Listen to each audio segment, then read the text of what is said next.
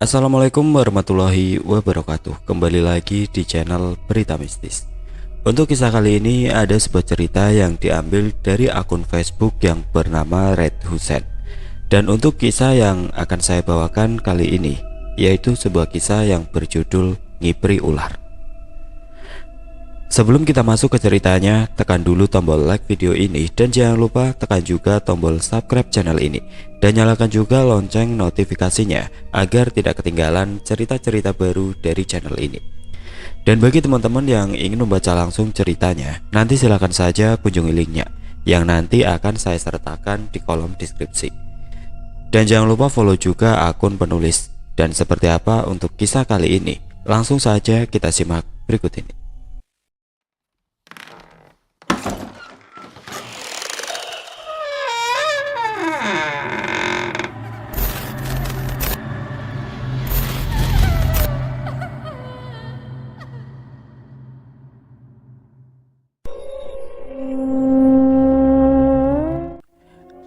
Pada cerita kali ini saya akan membedah cerita tentang Ngipri Ular. Untuk nama, tokoh, tempat dan lain-lain akan saya samarkan. Jika terdapat kesamaan nama, tokoh, tempat dan lain-lain, saya mohon maaf. Apa yang membuat hidup kita selalu susah? Apa Tuhan tidak mengabulkan doa kita? Lantas apa gunanya kita ibadah jika semua doa tidak pernah dikabulkan? Ucap Sarah yang sudah tidak tahan lagi hidup dalam kemiskinan. Ah, bisa diam tidak bu? Bapak juga lagi pusing ini. Usaha bangkrut, hidup semakin susah saja, ucap Sodikin. Awalnya pasangan suami istri ini, yakni Sodikin dan Sarah, hidup serba kecukupan. Usaha ternak ayam yang Sodikin kelola, penghasilannya lebih dari cukup untuk memenuhi kebutuhan hidupnya, bahkan bisa menghidupi istri dan membesarkan kelima anaknya. Tidak terasa sudah 2 tahun Sodikin bergelut dalam usahanya tanpa ada halangan suatu apapun. Puncaknya di saat keluarga Sodikin sedang senang-senangnya menikmati kekayaan. Entah kenapa tiba-tiba datang suatu penyakit. Pak, ayam yang di ujung sana mati, ucap salah satu karyawannya, sebut saja Rosid.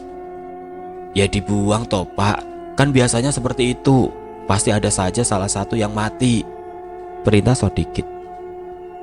Belum sempat Rosid menjelaskan bahwa ayam yang mati kali ini terkena penyakit dan dikhawatirkan akan menular ke ayam lainnya. Loh, kok bapak malah berdiri saja? Ucap Sodikin. Iya pak, tapi... Gak usah tapi-tapi, buang sana, tunggu apa lagi? Perintah Sodikin. Ketika Rosid hendak membuang ayam yang sudah mati, Rosid melihat keempat ayam lainnya sudah terkapar. Loh, kok nambah? Gumam Rosid. Begitu Rosid memanggil Sodikin, akan tetapi Sodikin tidak ada di tempat. Hampir setiap harinya banyak sekali ayamnya mati bergelimpangan. Sodikin sendiri belum mengetahui hal itu karena memang ia jarang memeriksa. Tepat di akhir bulan, waktu yang dinanti-nanti oleh karyawannya. Apa yang akan kita jelaskan kepada Pak Sodikin? Aku khawatir Pak Sodikin tidak akan menggaji kita jika ia mengetahui bahwa sebagian ayamnya terkena penyakit, ucap salah satu karyawan kepada Rosid. Rosid memang ditugaskan sebagai pengawas. Selain itu, dia juga pemegang keuangan untuk belanja kebutuhan pakan ayam serta kebutuhan karyawan lainnya. Bisa-bisa saya tidak dapat gaji, gumamnya. Tenang, biar saya yang menjelaskan kepada Pak Sodikin. Untuk masalah gaji pasti dikasih kok. Ini kan bukan kesalahan kita. Apalagi sekarang udah waktunya gajian. Masa Pak Sodikin lupa, ucap Rosid. Tanpa mereka sadari, rupanya Sodikin sudah ada di belakang mereka dan sempat mendengarkan setengah pembicaraan dari mereka. Serius amat ngobrolnya. Ngobrolin apaan sih? Tanya Sodikin secara tiba-tiba. Bapak, kirain siapa? Sejak kapan Bapak ada di sini? Apa dari tadi Bapak mendengarkan obrolan kami? Tanya Rosid. Sodikin tidak menjawab pertanyaan Rosid. Dirinya tengah sibuk menghitung uang untuk menggaji karyawannya. Setelah uang dimasukkan ke dalam amplop, ia pun memberikannya kepada Rosid agar dibagikan kepada karyawan lainnya. Setelah memberikan beberapa amplop, Sodikin tidak langsung pulang. Ia ingin memeriksa beberapa kandang ayam miliknya. Ketika Sodikin sedang berkeliling, betapa kagetnya ia ketika melihat banyak kandang yang kosong. "Sid, Rosid, kesini!" teriak Sodikin. Rosid yang dipercaya sebagai penanggung jawab, ia pun segera menghampiri Sodikin. "Kenapa banyak kandang yang kosong? Ayamnya pada kemana?" tanya Sodikin.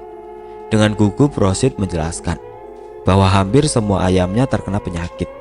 Setiap harinya lebih dari 10 ayam yang mati, padahal sudah berkali-kali diberi obat, akan tetapi sama saja, hasilnya nihil. "Bagaimana bisa? Kenapa kamu tidak melaporkannya pada saya?"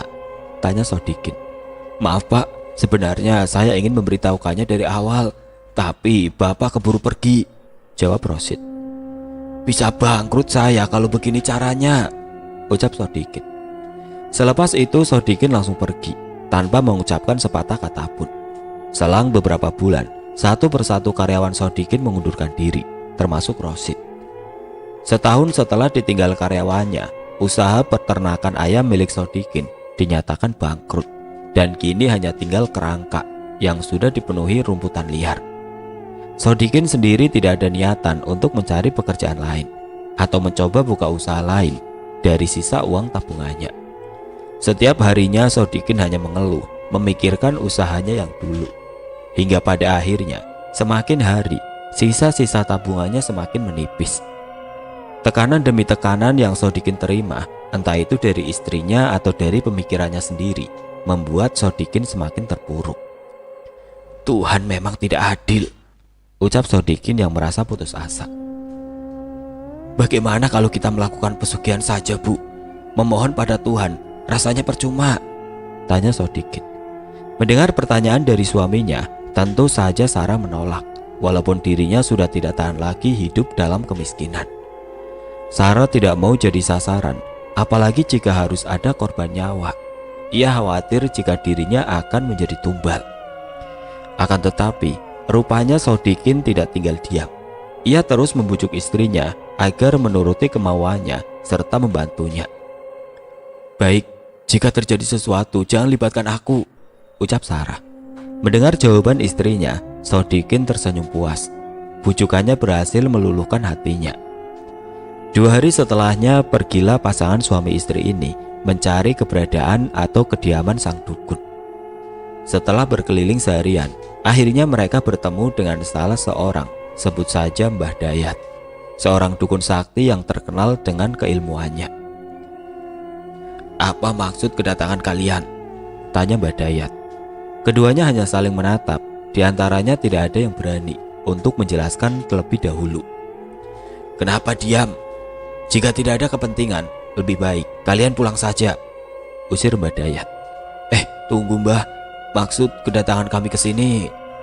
Kemudian Sodikin memberanikan diri menjelaskan maksudnya kepada Mbah Dayat, bahwa maksud dan tujuan dia menemui Mbah Dayat yakni ingin meminta pesugihan, yaitu pesugihan dengan cara nyupang, merubah wujud manusia menjadi seekor binatang, biasanya menjadi babi, ular, kera, buaya, kucing, dan lain-lain, sesuai dengan permintaannya. Tentu hal itu sangatlah beresiko bagi pasangan suami istri ini, termasuk kelima anaknya. Yang dikhawatirkan adalah anak-anaknya. Mereka tidak tahu menahu tentang apa yang sudah diniatkan oleh kedua orang tuanya. "Apa kalian sudah yakin? Jika ragu, lebih baik urungkan saja niat kalian," tanya Mbah Dayat. "Syarat yang harus kalian lakukan tidaklah mudah. Di antaranya adalah salah satu di antara kalian harus bersetubuh dengan jin," lanjutnya. Jin dalam artian adalah seekor ular. Kebanyakan di antaranya ular betina, karena banyaknya para lelaki yang melakukan pesugihan tersebut. Entah kenapa pada saat itu Sarah merasa tidak yakin. Meski sedikit ada keraguan, keduanya hanya menganggukkan kepala dan menyanggupi syarat-syarat yang akan dilakukan. "Mas, aku kok merinding ya mendengar penjelasan Mbah Dayat," bisik Sarah. "Ayo, siapa yang mau ikut saya?" ajak Mbah Dayat. Sarah menatap ke arah Sodikin. Seketika itu Sodikin langsung berdiri. Sebelum masuk ke dalam ruangan, Mbah Dayat menyuruh Sodikin untuk melepas semua pakaiannya. "Tapi Mbah," ucap Sodikin. Tatapan Mbah Dayat membuat Sodikin ketakutan. Dengan terpaksa ia pun melucuti semua pakaiannya, termasuk pakaian dalam. Kemudian Badayat dan Sodikin masuk ke dalam ruangan khusus pemujaan untuk melakukan ritual pesugihan. Sementara Sarah, dirinya menunggu di luar sampai ritual itu selesai. Setelah ritual pemujaan itu selesai, Sodikin segera mengenakan pakaiannya kembali.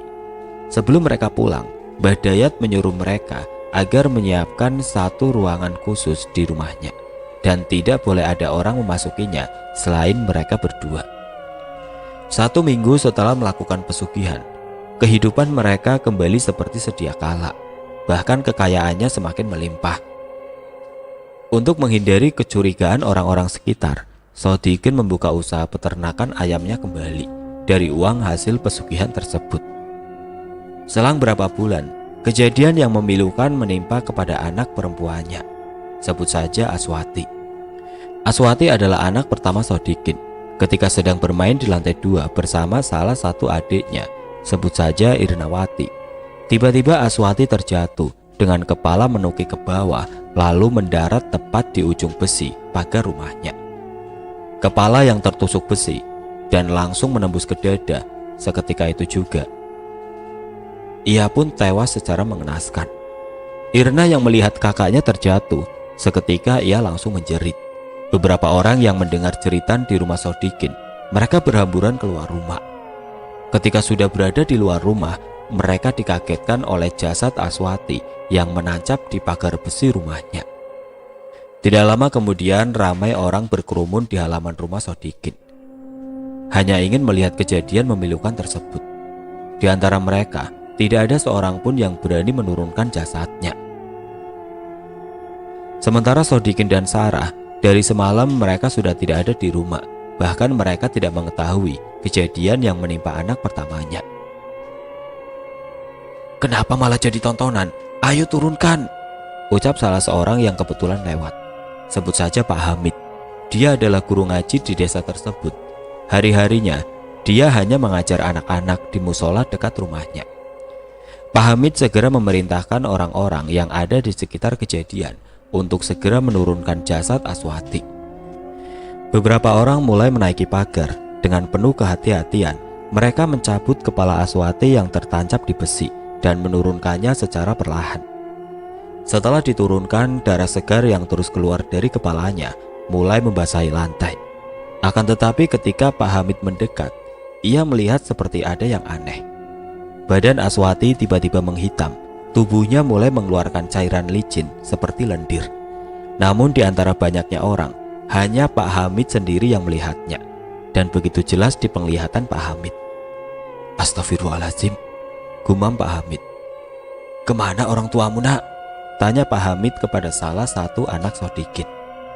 Rupanya di antara anak-anak Sodikin termasuk Irna, tidak ada yang mengetahui kemana orang tuanya pergi.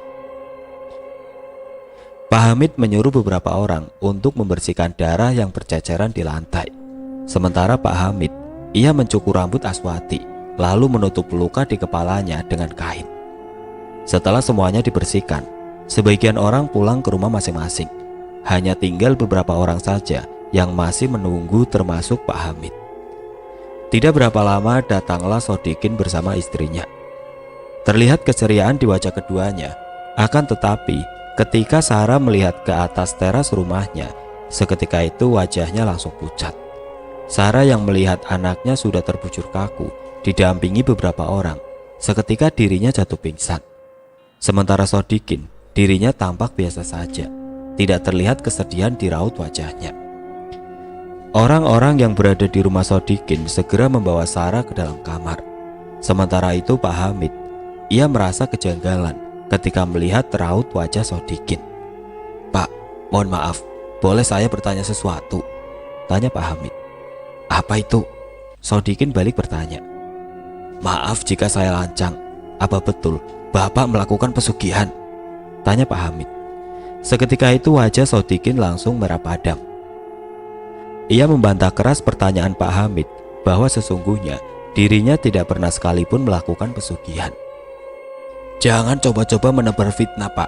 Pertanyaan Bapak bisa mengundang kebencian orang-orang terhadap diri saya," bantah Sodikin. "Walaupun kita tetangga jauh, tapi saya tahu bahwa Bapak adalah seorang guru ngaji. Apa pantas pertanyaan seperti itu dilontarkan kepada diri seseorang? Itu sama halnya menuduh, ucap Sodikin. Pak Hamid seketika terdiam. Ia tidak mau jika terjadi perdebatan di antara keduanya. Apalagi saat ini masih ada jasad yang perlu diurus dan harus segera dikebumikan. Ya sudah Pak, sebaiknya sekarang kita urus dulu jenazah anak Bapak, ajak Pak Hamid. Sodikin hanya mengangguk. Tatapan matanya begitu sinis terhadap Pak Hamid. Ia merasa bahwa Pak Hamid sudah mengetahui apa yang ia lakukan selama ini. Setelah jenazah Aswati selesai dikebumikan, ketika Pak Hamid hendak melangkah pulang, ia melihat Irna berdiri di samping makam kakaknya. Padahal sebelumnya Irna tidak ikut mengantar jenazah Aswati ke pemakaman. "Kamu kesini sama siapa, Nak?" tanya Pak Hamid. Irna tidak menjawab pertanyaan Pak Hamid. Pandangannya masih menatap ke arah makam kakaknya. "Ayo pulang, yang lain sudah pada pulang," ajak Pak Hamid. Ketika Irna menoleh ke arah Pak Hamid, seketika Pak Hamid langsung terperajat. Pak Hamid melihat wajah Irna begitu pucat seperti orang mati. Kemudian Irna menganggukkan kepala, menandakan bahwa dirinya mengikuti ajakan Pak Hamid. Selama dalam perjalanan, Pak Hamid merasa aneh dengan diri Irna. Genggaman tangan Irna begitu dingin. Karena penasaran, lantas Pak Hamid menanyakan keadaan Irna. "Kamu sakit, Nak?" Irna hanya menggelengkan kepala. Semenjak dari pemakaman, tidak ada sepatah kata pun yang keluar dari mulut Irna. Hal itu membuat Pak Hamid semakin penasaran. Namun Pak Hamid tidak ingin menanyakannya lebih jauh. Keduanya hanya terdiam sambil melangkah menuju rumah Irna. "Nah, kita sudah sampai," ucap Pak Hamid. Setelah mengantar Irna, Pak Hamid segera bergegas pulang. Selama dalam perjalanan pulang, tidak henti-hentinya Pak Hamid memikirkan kematian Aswati yang begitu janggal. Pak Hamid merasa Aswati mati karena memang sengaja ditumbalkan oleh seseorang. Malam pertama kematian Aswati, tidak ada satupun orang yang ikut pengajian atau tahlil di rumah Sodikin. Sodikin sendiri memang sengaja tidak berniat mengadakan tahlil di rumahnya. Hal itu karena Sodikin akan melakukan pemujaan. Di salah satu ruangan yang sama sekali tidak pernah dimasuki oleh orang lain kecuali Sodikin dan Sarah. Entah kenapa pada malam itu mereka berdua lupa untuk mengunci pintu. Hal itu diketahui oleh anaknya Irna di saat mereka sedang melakukan pemujaan. Tanpa sengaja Irna melihat ayahnya berubah wujud menjadi seekor ular. Sementara di samping ular tersebut, Irna melihat ibunya tengah duduk bersila, mulutnya terus berkumat-kamit seperti sedang merapalkan mantra. Seketika jantung Irna berdetak lebih kencang. Apa yang dilihatnya bukanlah mimpi. Irna hanya berdiri mematung, menyaksikan pemandangan tersebut. Tanpa Irna sadari, di belakangnya sudah berdiri sesosok perempuan. Wajahnya mirip almarhum Aswati. Ketika Irna menoleh, sontak dirinya langsung terperajat. Hampir saja ia menjerit ketakutan. Seketika sosok tersebut melangkah menuju lantai atas, di mana di lantai tersebut tempat Aswati terjatuh. Perlahan Irna mengikutinya dari belakang. Sesampainya di lantai atas, Irna melihat sosok itu sudah berdiri di ujung balkon. Lalu sosok itu menjatuhkan dirinya ke bawah. Seketika Irna langsung berlari menghampiri sosok tersebut. Akan tetapi, begitu Irna sampai di ujung balkon, rupanya sosok itu sudah menghilang. Irna baru menyadari bahwa sosok yang baru saja dilihatnya bukanlah manusia. Ia pun segera menuju kamar untuk menenangkan pikirannya. Malam sudah semakin larut. Akan tetapi pikiran Irna masih saja dihantui sosok yang dilihatnya. Sosok tersebut seolah-olah memberi pertanda kepada Irna. Hanya saja Irna tidak mengerti. Semalam suntuk Irna tidak bisa tidur. Hingga menjelang pagi, tepatnya jam 4, Irna memaksakan diri keluar rumah. Ia hendak menuju rumah Pak Hamid. Walaupun jaraknya lumayan jauh dan jalanan masih terlihat gelap, Irna terus melangkahkan kakinya. Tepat adzan subuh berkumandang, Irna baru sampai di rumah Pak Hamid. Dan Irna harus menunggu Pak Hamid pulang menunaikan sholat subuh. Selesai sholat, rupanya Pak Hamid tidak langsung pulang. Ia masih harus beriktikaf di masjid selama beberapa menit. Hal itu membuat Irna semakin lama menunggu.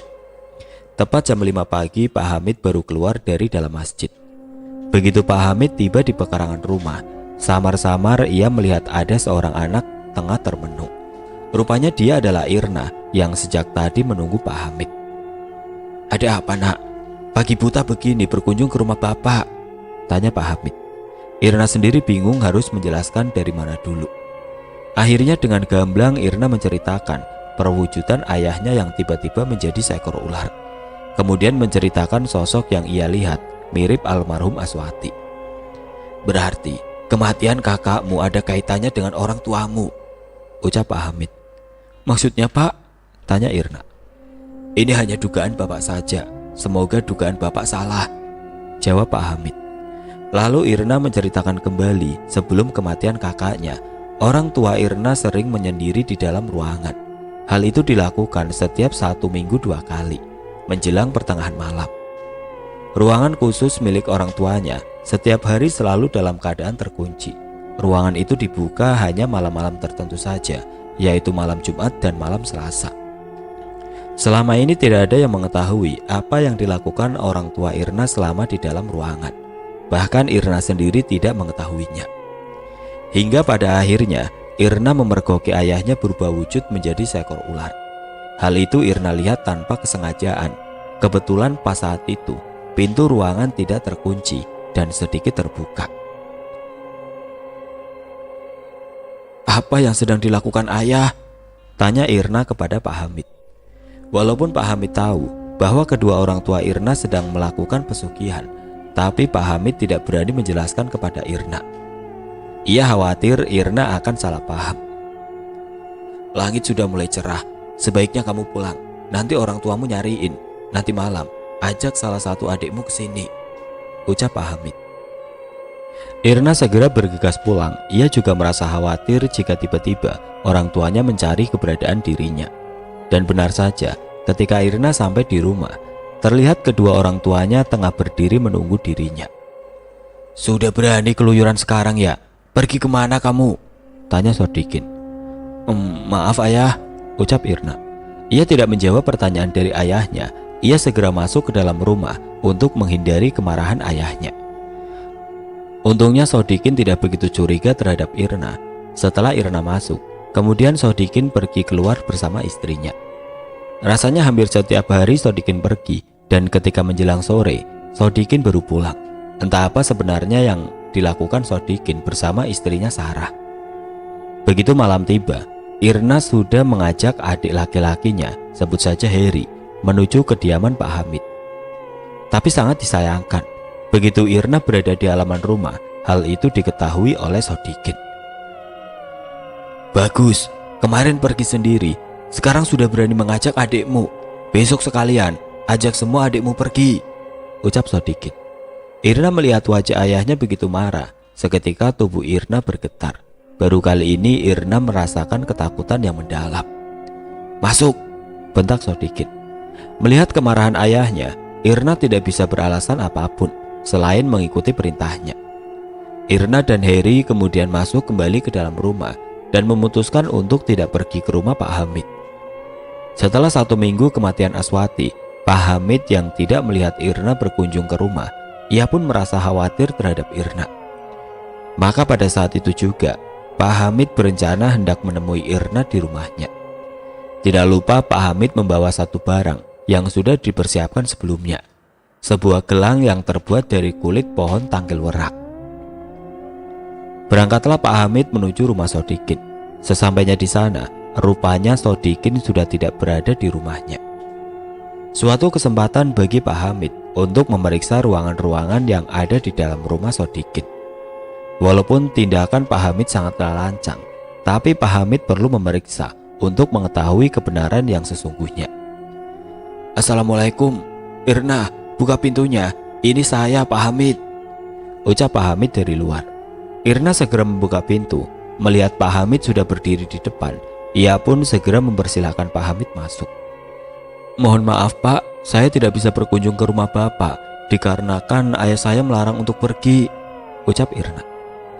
Pak Hamid yang sebelumnya sudah pernah menginjakan kaki di rumah Sodikin, rasanya sudah tidak aneh lagi ketika berada di dalam rumah Sodikin. Aura negatif mulai terasa di tubuh Pak Hamid, apalagi ketika Pak Hamid melewati ruangan pemujaan. Jelas sekali sentuhannya seperti bertengger di dada Pak Hamid. Namun ketika Pak Hamid hendak membuka pintu ruangan yang biasanya dipakai untuk ritual pemujaan, akan tetapi pintu itu dalam keadaan terkunci. "Apa kamu tahu di mana ayahmu menaruh kunci ruangan ini?" tanya Pak Hamid. "Kuncinya selalu ayah bawa kemanapun ia pergi. Tidak pernah sekalipun ayah menaruhnya dengan sembarangan," jelas Irna. Kemudian Pak Hamid memberikan sebuah gelang kepada Irna dan memakaikannya di pergelangan tangan sebelah kiri. Sebelum Pak Hamid pamit, Pak Hamid menyampaikan pesan kepada Irna. "Jangan sekali-kali kamu melepaskan gelang ini dan teruslah memohon pertolongan kepada Allah." Pak Hamid seolah-olah tahu bahwa Irna akan dijadikan tumbal berikutnya. Hal itu dikarenakan ketika Pak Hamid melihat Irna waktu di pemakaman Aswati. Namun wajah Irna begitu pucat seperti orang mati dan sentuhan tangannya terasa sangat dingin. Setelah memberikan gelang, kemudian Pak Hamid bergegas pergi. Sementara Irna, ia hanya duduk termangu, memikirkan maksud ucapan Pak Hamid sambil memegangi gelang yang dipakainya. "Gelang apa ini? Kenapa Pak Hamid memberikan padaku? Apa maksudnya?" batin Irna bertanya-tanya. Menjelang pertengahan malam, tepatnya jam 00 malam Selasa Kliwon, Irna yang sudah tahu kedua orang tuanya sedang berada di dalam ruangan, dengan langkah mengendap-endap Irna beranjak dari kamarnya. Sesampainya di depan pintu ruangan, kemudian Irna mengintip dari lubang kunci. Dari situ Irna bisa melihat orang tuanya sedang melakukan ritual pemujaan seperti yang Irna lihat pada malam sebelumnya. Akan tetapi malam ini berbeda. Ayahnya tidak berwujud ngipri ular, mulutnya hanya berkomat-kamit seperti sedang merapalkan mantra. Setelah mengetahui apa yang dilakukan orang tuanya di dalam ruangan, kemudian Irna bergegas kembali ke dalam kamarnya. Seketika itu, Irna memutuskan untuk langsung tidur.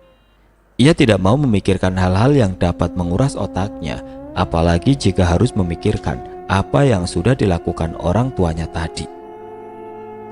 Hingga menjelang pagi, tepatnya jam 04.15, di saat Irna sudah terlelap tidur, tiba-tiba ia dikagetkan oleh teriakan adiknya Heri. Teriakan keras itu memekikkan telinga Irna hingga membuat ia terbangun. Dengan segera Irna beranjak ke dalam kamar Heri.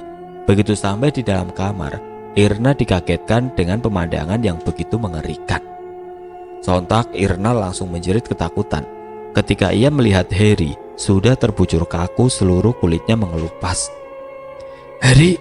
teriak Irna sambil mendekat ke arah adiknya. Tubuh Heri layaknya seperti mayat hidup. Walaupun seluruh kulitnya mengelupas, tapi Heri masih mengembuskan nafas. Apa yang sebenarnya terjadi dengan Heri? Apakah ia ditumbalkan oleh orang tuanya? Irna yang melihat keadaan Heri seperti diambang kematian, dengan segera ia bergegas keluar, berniat hendak memberitahukan kepada orang tuanya.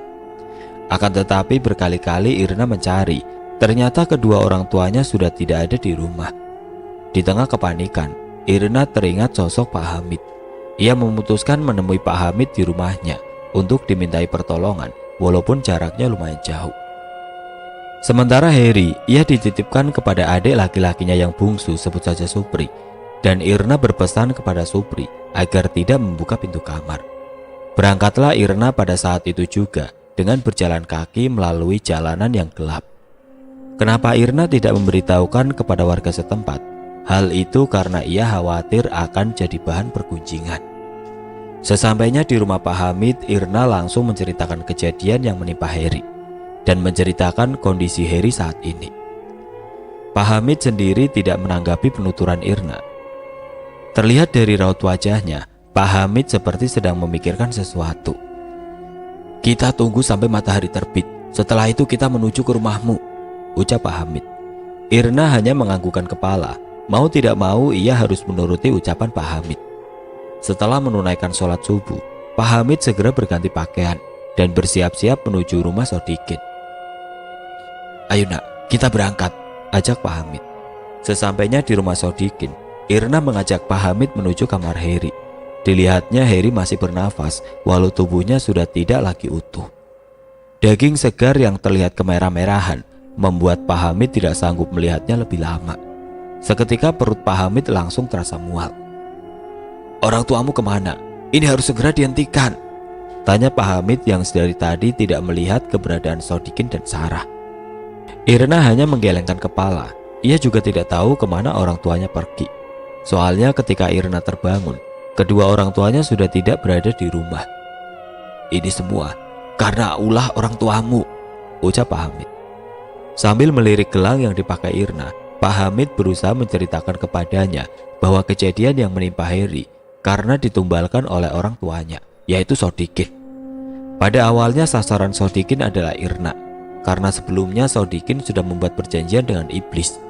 Akan tetapi berkat gelang pemberian dari Pak Hamid, Irna pun selamat dari kematian. Tapi sangat disayangkan, hal itu berbalik kepada Heri.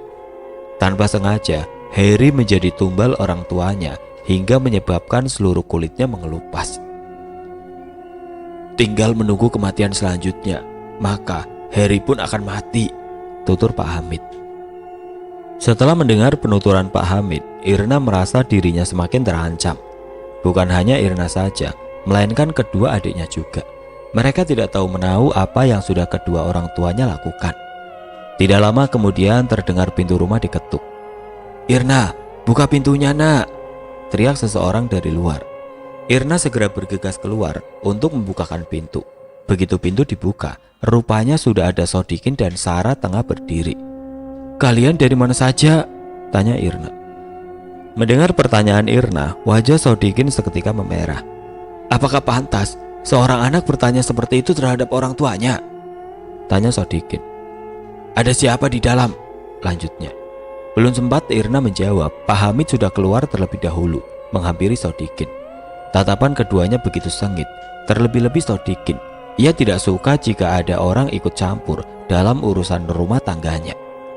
"Rupanya ada Ustadz, seorang guru ngaji yang tidak terpandang. Ada urusan apa, Tat?" tanya Sodikin. Meski ucapan Sodikin terdengar merendahkan, Pak Hamid hanya menanggapinya dengan senyuman, lalu mengajak Sodikin dan Sarah menuju kamar Heri. "Lihat yang sudah Bapak lakukan. Apa Bapak tidak kasihan melihatnya? Kedua anak Bapak sudah menjadi korban.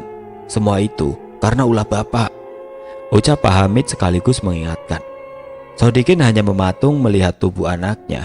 Pesugihan yang selama ini Sodikin lakukan telah memakan dua korban, yaitu anak-anak Sodikin sendiri. Meski kekayaan yang didapat sangatlah melimpah, tapi itu tidaklah cukup untuk menebus nyawa kedua anaknya. "Maafkan saya, Pak. Saya telah dibutakan oleh harta," ucap Sodikin penuh penyesalan. Penyesalan yang tiada akhir bagi Sodikin. Jika mengingat apa yang sudah ia lakukan selama ini, apalagi saat ini di hadapannya masih ada Heri, hal itu jelas membuatnya semakin terpukul. Kemudian Pak Hamid mengajak Sodikin keluar dan memberi pencerahan terhadapnya agar Sodikin tidak lagi melakukan pesugihan dan mengakhiri semua apa yang sudah Sodikin lakukan. "Semoga semua ini menjadi pembelajaran bagi Bapak dan keluarga. Sekalian saya izin pamit karena masih banyak pekerjaan rumah yang belum saya kerjakan," ucap Pak Hamid.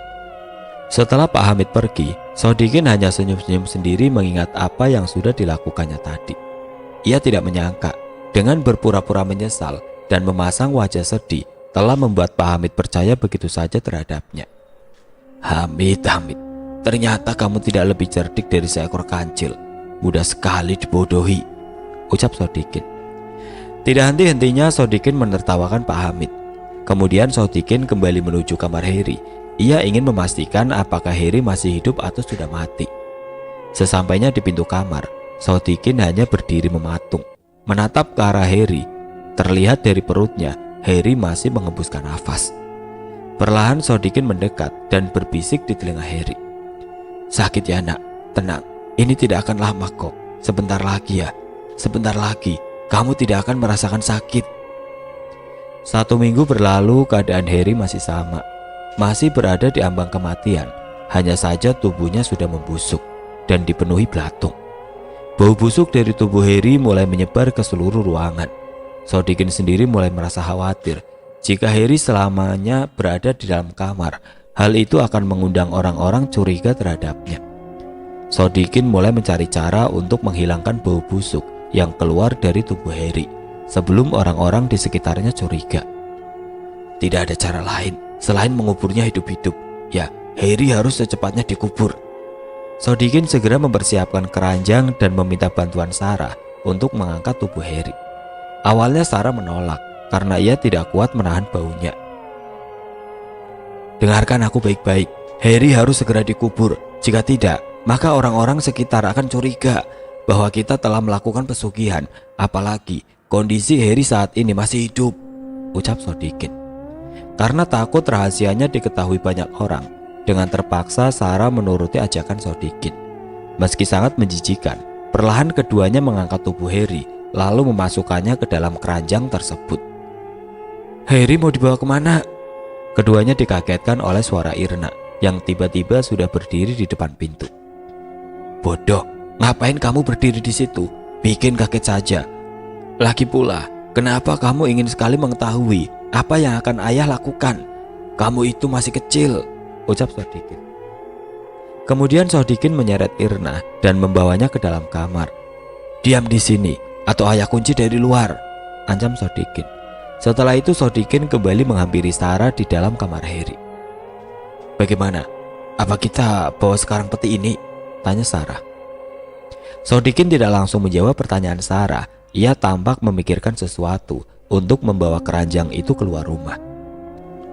Tidak sekarang. Kita harus membawanya di malam hari untuk sementara, biar Heri di dalam kamar, ucap Sodikin.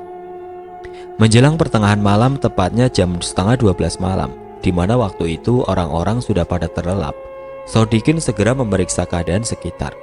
Setelah dirasa cukup aman, ia pun kembali menemui Sarah. Ayo, kita harus segera bergegas, ajak Sodikin. Keduanya langsung membawa keranjang tersebut menuju belakang rumah yang jaraknya tidak begitu jauh.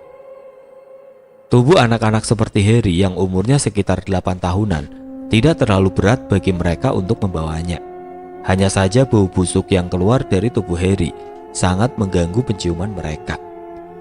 Tidak sekali mereka memuntahkan isi perutnya ketika membawa tubuh Heri. Tidak lama kemudian mereka pun sampai di tempat tujuan. Terlihat lubang besar yang sudah dipersiapkan sebelumnya oleh Sodikin. Tanpa berlama-lama, keduanya langsung melempar tubuh Heri beserta keranjangnya ke dalam lubang tersebut. Dengan segera Sodikin menimbunnya menggunakan gundukan tanah yang ada di sekitar lubang tersebut. Setelah semuanya selesai, keduanya segera pulang sebelum ada orang yang mengetahui. Ayo cepat, kita tidak bisa berlama-lama lagi di sini, ucap Sodikin. Setelah keduanya pergi, Irna yang dari tadi berdiri dari kejauhan, dengan segera ia pun menghampiri Heri yang sudah dikubur. Irna berniat ingin membongkarnya, tapi apakah mungkin anak berusia 16 tahun itu mampu menggali gundukan tanah yang sudah padat? Begitu Irna sampai, ia hanya berdiri mematung memikirkan kedua orang tuanya yang telah tega mengubur anaknya seperti binatang. Kemudian Irna mencoba menggali tanah menggunakan kedua tangannya. Dan benar saja, kedua tangan mungil itu tidak mampu menggalinya. Kulitnya yang halus kalah dengan tanah bercampur kerikil. Lalu Irna beranjak pergi menuju salah satu rumah tetangga, berniat meminta bantuan. Begitu sampai di depan pintu, Irna langsung mengetuk dan memanggil pemilik rumah tersebut. Tidak lama kemudian seorang lelaki parubaya keluar membukakan pintu. Ada apa tengah malam begini mengetuk pintu rumah orang? Apa orang tuamu tidak nyariin kamu? Tanya lelaki tersebut. Lalu Irna menjelaskan maksudnya, meminta tolong kepada lelaki parubaya itu agar membantunya membongkar gundukan tanah.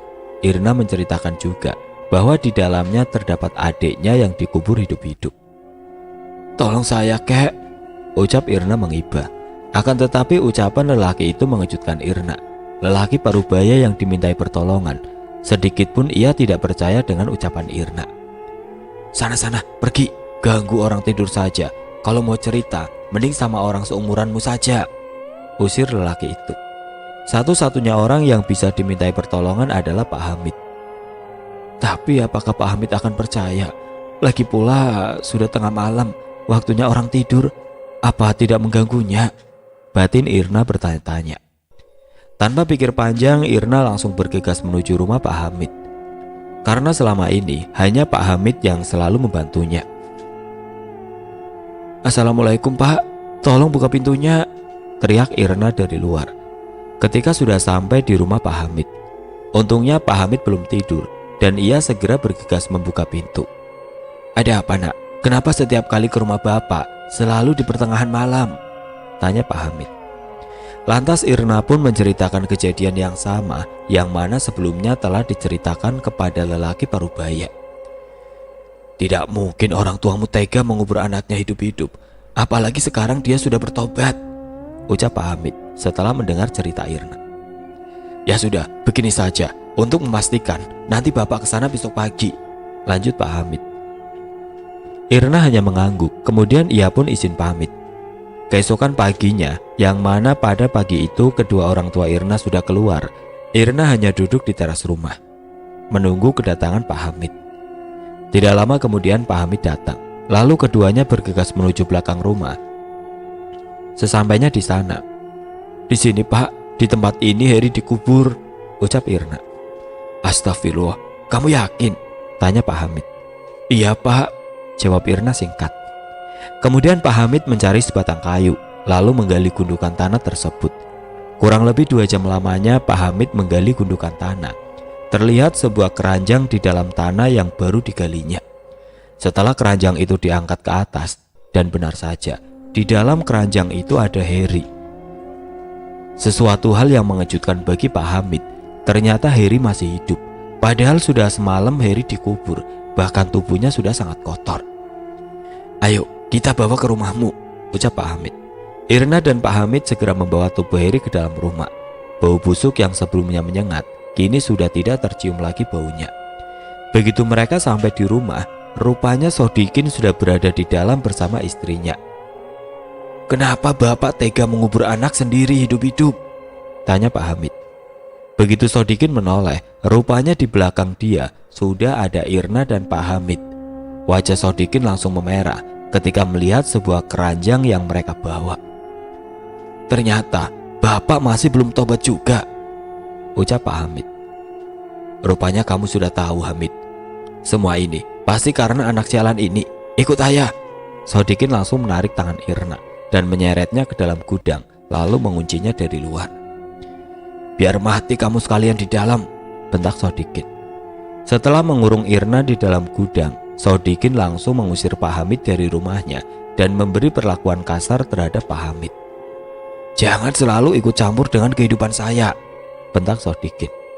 1 minggu setelahnya, tepatnya di malam Jumat Kliwon, Supri yang saat itu tengah tidur pulas, tiba-tiba dadanya merasa sesak.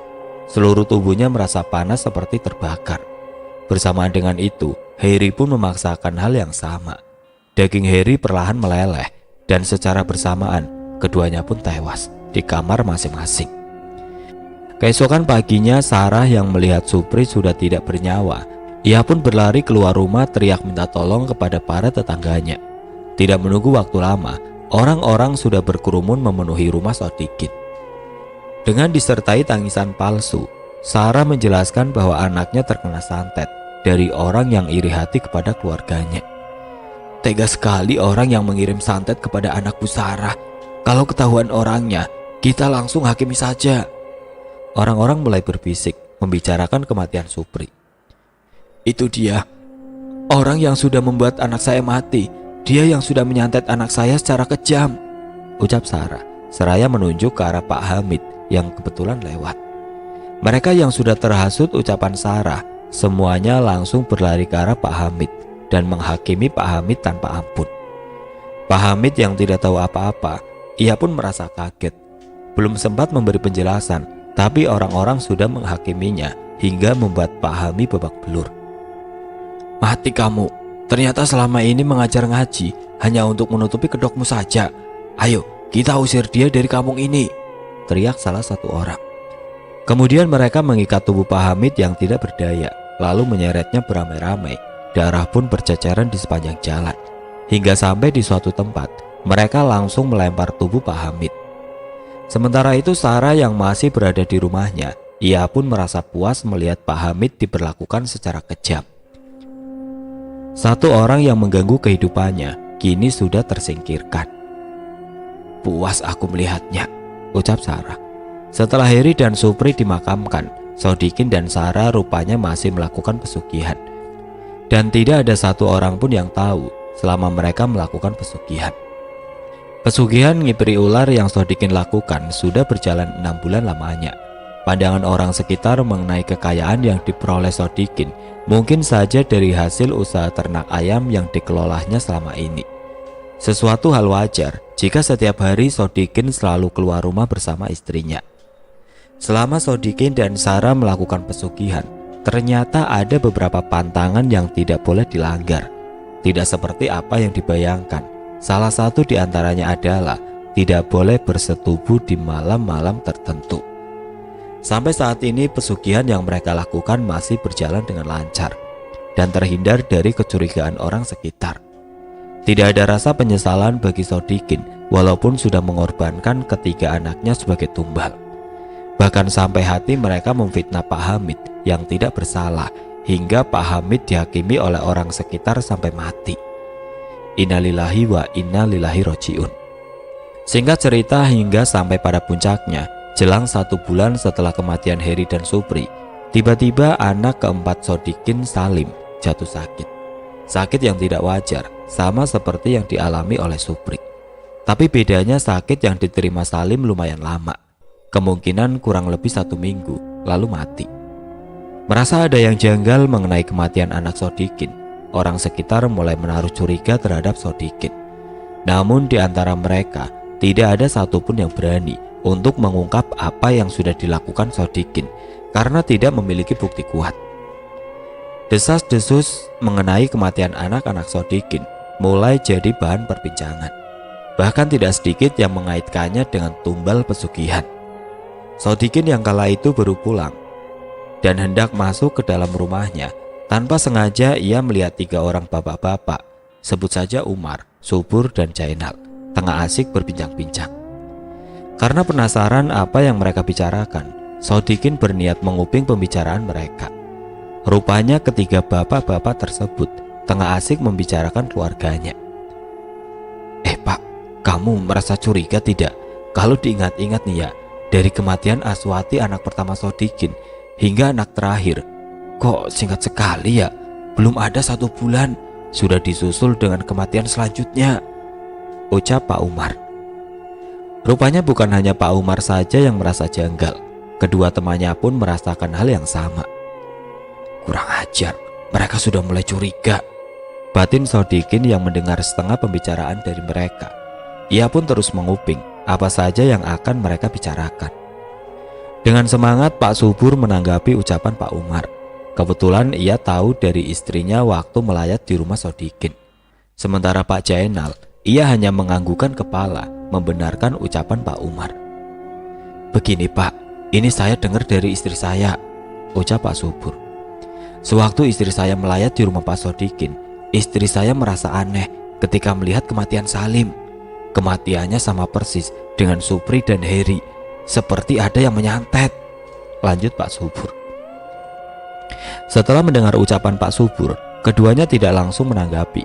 Keduanya terdiam mencerna ucapan Pak Subur. Tiba-tiba, kalian masih ingat dengan Pak Hamid, seorang dukun santet yang berkedok guru ngaji? Jika anak Pak Sodikin terkena santet, terus siapa yang menyantetnya? Sementara Pak Hamid sudah tewas, ucap Pak Jainal. Bangsat, rupanya mereka membicarakan saya sampai sejauh ini, gerutu Sodikin.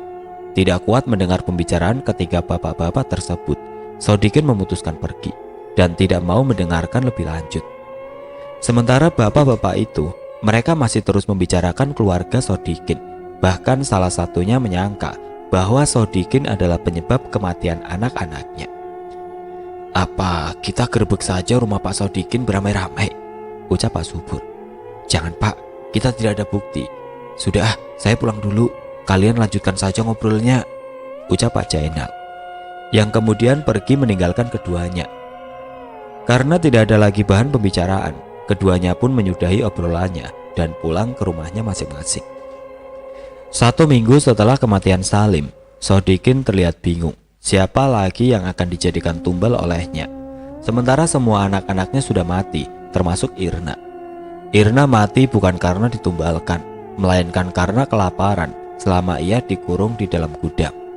Hingga pada suatu malam, di saat Sodikin sedang melakukan pemujaan, hal itu diketahui oleh Pak Jainal yang sengaja bertamu ke rumah Sodikin. Berkali-kali Pak Jainal mengetuk pintu rumah, namun tidak ada satu orang pun yang menyahut, sehingga memaksanya masuk secara tidak sopan. Ketika berada di dalam rumah, namun tidak ada seorang pun yang ia temui. Pak Jainal hanya berkeliling melewati beberapa ruangan, hingga sampai pada ruangan tempat pemujaan. Pak Jainal mendengar ada suara seseorang seperti sedang merapalkan mantra. Penasaran dengan apa yang dilakukannya di dalam, kemudian Pak Jainal mengintip dari lubang kunci. Akan tetapi, penglihatannya terhalang oleh kunci yang menggantung.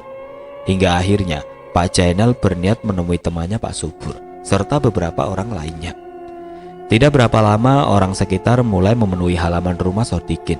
Sementara Pak Jainal dan Pak Subur, keduanya masuk ke dalam rumah, lalu menuju ruang pemujaan.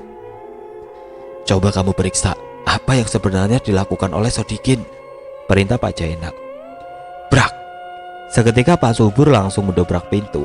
Hanya sekali dobrakan, pintu sudah terbuka lebar. Kaget ketika melihat banyak sesajen di dalam ruangan, keduanya hanya saling memandang. Melihat Pak Jainal dan Pak Subur, Sodikin sudah tidak bisa lagi mengelak. Perlahan dirinya berangsur mundur. Begitu juga dengan Sarah. Ia hanya bersembunyi di balik ketiak suaminya. "Apa yang kamu lakukan, Sodikin?" Wajah Sodikin seketika memerah. Dirinya terlihat ketakutan.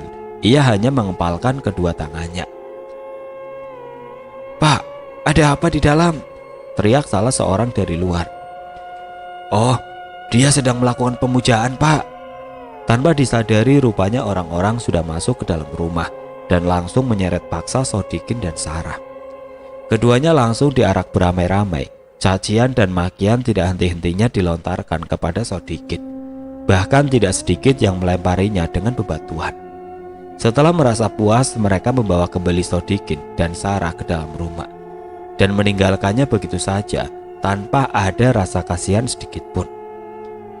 Jelang beberapa hari, rupanya luka yang dialami keduanya semakin parah hingga menyebabkan keduanya jatuh sakit, bahkan badannya terlihat kurus kering. 1 minggu berlalu, orang-orang tidak melihat Sodikin keluar rumah, bahkan tidak tahu keadaan Sodikin dan Sarah saat ini. "Pak, akhir-akhir ini Sodikin tidak kelihatan ya? Apa dia sudah mati?" tanya Pak Subur. "Us, jangan bicara seperti itu. Lebih baik kita samperin saja ke rumahnya," ajak Pak Jainal. Lalu mereka berdua berangkat menuju rumah Sodikin. Sesampainya di sana, keduanya langsung dibuat kaget ketika melihat Sodikin dan Sarah tergeletak tidak bernyawa. "Mati, Pak," ucap Pak Subur. Namun ada yang aneh di balik kematiannya. Tubuh Sodikin dan Sarah mengeluarkan cairan kental, serta terdapat sisik-sisik di punggungnya. Pak Jainal segera berlari meminta bantuan. Sementara Pak Subur, ia hanya berdiri mematung menunggu jasad Sodikin dan Sarah. Tidak menunggu waktu lama, beberapa orang yang dipanggil Pak Jainal mulai berdatangan. Setelah melihat kematian Sodikin dan Sarah, mereka pun pulang kembali ke rumahnya. "Loh, kok kalian pada pulang?" tanya Pak Jainal. "Mau ngapain lagi? Kan orangnya sudah mati. Lagi pula kami tidak mau mengurus jasadnya," jawab salah satu di antara mereka. Berkali-kali Pak Jainal memohon agar mereka membantunya mengurus kedua jasad tersebut, tapi tetap saja mereka tidak mau. Dengan terpaksa, Pak Jainal dan Pak Subur mengangkat jasad Sodikin dan Sarah untuk dimandikan. Ketika sedang memandikan kedua jenazah, hal aneh pun kembali dirasakan. Tubuh Sodikin dan Sarah terasa begitu licin, padahal sudah berkali-kali mereka menggosoknya, namun sama saja tidak berpengaruh sama sekali. "Kain kafannya mana?" tanya Pak Subur setelah selesai memandikan jenazah Sarah. Pak Jainal segera berlari menuju masjid, berniat hendak mengambil kain kafan. Sesampainya di dalam masjid, lagi-lagi keanehan pun terjadi. Kain kafan yang ada di lemari kaca berubah warna menjadi hitam legap. Pak Jainal sendiri merasa merinding melihat hal itu. Dengan tangan gemetar, Ia pun membuka lemari dan mengambil kain kafan tersebut. Lalu dengan cepat ia berlari menuju rumah Sodikin. "Ini Pak, kain kafannya." Dengan nafas terengah-engah, Pak Zainal memberikan kain kafan itu kepada Pak Subur. "Pak, Bapak tidak salah ambil kain?" tanya Pak Subur. "Tidak, semua kain warnanya hitam. Sudah cepat bungkus, saya mau gali kubur," jawab Pak Zainal, yang kemudian pergi membawa cangkul. Kebetulan sekali dalam perjalanan menuju pemakaman, ia berpapasan dengan Pak Umar. Lalu Pak Zainal mengajak Pak Umar ke pemakaman agar membantu dirinya menggali 2 makam sekaligus. Setelah selesai, keduanya lalu kembali menuju rumah Sodikin. "Sudah dibungkus semua Pak?" tanya Pak Zainal ketika sampai di rumah Sodikin. Pak Subur hanya mengangguk menanggapi pertanyaan Pak Zainal. Tanpa disolatkan, kedua jenazah tersebut langsung dibawanya menuju pemakaman. Lagi-lagi mereka dikagetkan dengan keanehan yang mereka lihat. Ketika jenazah Sodikin dan Sarah sudah berada di dalam liang lahat, tiba-tiba jenazah keduanya dikerubungi ular kecil yang entah dari mana datangnya. Sontak hal itu membuat mereka semua langsung terperajat. Dengan perasaan takut, mereka tetap menimbun kedua jenazah tersebut. Selama seharian penuh ketiganya disibukkan oleh kedua jenazah. Setelah selesai pemakaman, rupanya hari sudah menjelang sore. "Ayo kita pulang," ajak Pak Zainal. Walaupun tanggung jawab mereka sudah selesai, namun mereka merasa bersalah karena telah memperlakukan kedua jenazah itu seperti binatang, tanpa disolatkan, tanpa diberi bantal atau tanah, bahkan tali kafannya lupa dilepas. Tapi ada hal lain yang membuat mereka penasaran, yaitu Irna, karena selama ini mereka tidak mengetahui bahwa Irna sudah mati. Mereka hanya mengira Irna kabur dari rumah, tidak lebih dari itu. "Pak, saya masuk duluan ya," ucap Pak Subur setelah sampai di rumahnya. Setelah berbulan-bulan, rumah Sodikin yang selama ini kosong terlihat lebih menyeramkan. Bahkan beberapa orang ada yang melihat penampakan serta mendengar jeritan dari dalam rumah. Namun hal itu tidak berlangsung lama, karena setelahnya rumah Sodikin ada yang membeli dan ditempati oleh satu keluarga. Untuk pembahasan selanjutnya akan berganti judul, karena akan mengupas kematian Irna, serta kejadian yang dialami oleh satu keluarga yang menempati rumah Sodikin. Itulah sepenggal kisah pesugihan ngipri ular.